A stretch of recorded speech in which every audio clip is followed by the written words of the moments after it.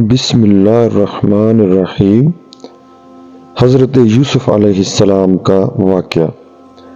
حضرت یوسف علیہ السلام حضرت یعقوب علیہ السلام کے بیٹے، حضرت اسحاق علیہ السلام کے پوتے اور حضرت ابراہیم علیہ السلام کے پڑپوتے ہیں۔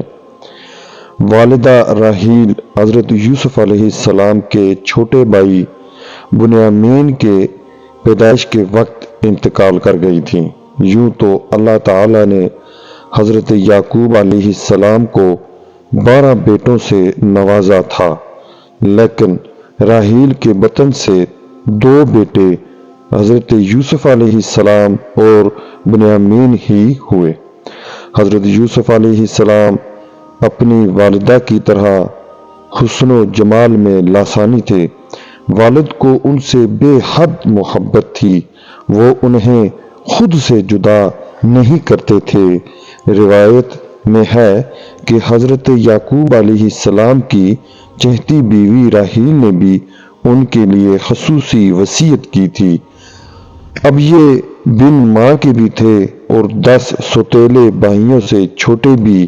پھر شدید قربت اور محبت کا ایک سبب یہ بھی تھا کہ حضرت یعقوب علیہ السلام نے حضرت یوسف علیہ السلام کی پیشانی پر چمکتے نور نبوت کا مشاہدہ بھی کر لیا تھا۔ قرآن کریم میں حضرت یوسف علیہ السلام کا قصہ اس طرح آیا ہے کہ اللہ عز و جل نے قرآن کریم کی 111 آیات پر مشتمل پوری ایک سورہ یوسف میں حضرت یوسف علیہ السلام کے واقعے کو بیان فرمایا ہے۔ اس سورت میں بیان کردہ واقعہ کو احسن القصص یعنی بہترین واقعہ کہا گیا ہے۔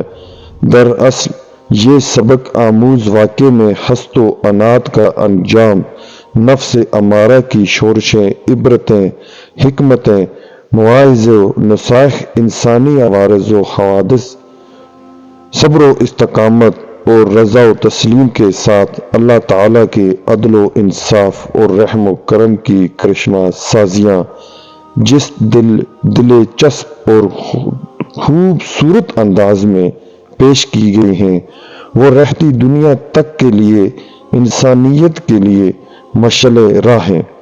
قرآن پاک میں حضرت یوسف علیہ السلام کا نام مبارک 26 مرتبہ آیا ہے، جن میں سے 24 بار سورہ یوسف میں، جبکہ سورہ انعام اور سورہ غافر میں ایک بار آپ کا ذکر کیا گیا ہے۔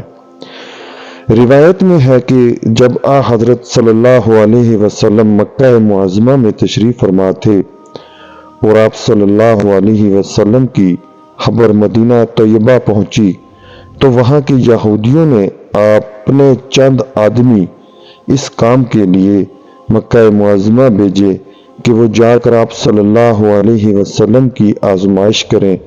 انہوں نے مبہم انداز میں سوال کیا، اگر آپ صلی اللہ علیہ وسلم سچے نبی ہیں تو ذرا یہ بتلائیے کہ وہ کون سے پیغمبر تھے جن کا ایک بیٹا ملک شام سے مصر لے جایا گیا اور باپ ان کے غم میں روتے روتے نابینا ہو گئے۔ دراصل یہ سوال یہودیوں نے اس لیے منتخب کیا تھا کہ اس کی کوئی عام شہرت تھی اور نہ مکے میں کوئی اس واقعے سے واقف تھا، کیونکہ اس وقت مکے میں اہل کتاب میں سے کوئی نہ تھا جس سے بحوالہ تورات و انجیل اس قصے کا کوئی جز معلوم ہو سکتا۔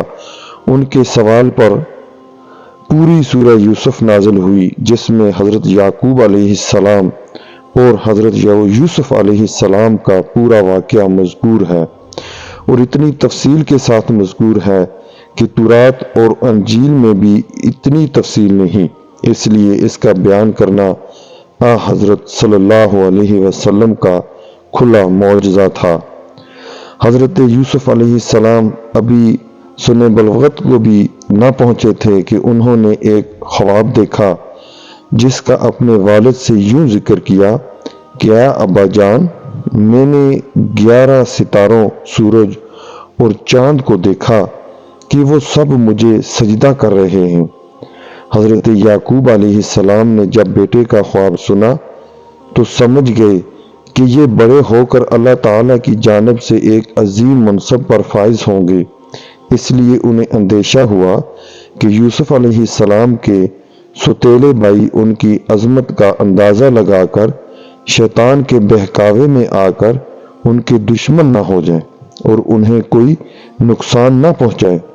چنانچہ انہوں نے کہا، پیارے بیٹے، اپنے اس خواب کا ذکر اپنے بھائیوں سے کبھی بھی نہ کرنا، ایسا نہ ہو کہ وہ تمہارے ساتھ کوئی فریب کاری کریں۔ کچھ شک نہیں کہ شیطان انسان کا کھلا دشمن ہے۔ بعض مفسرین نے لکھا ہے کہ جس وقت حضرت یوسف علیہ السلام اپنے والد کو خواب سنا رہے تھے، سوتیلی ماں دروازے کی آڑ سے باتیں سن رہی تھی۔ جب سوتیلے بیٹے گھر آئے تو اس نے یہ بات ان کے گوش و گزار کر دی۔ وہ ویسے بھی حضرت یوسف علیہ السلام سے حسد کرتے تھے، لہٰذا اس واقعے نے جلتی پر تیل کا کام کیا۔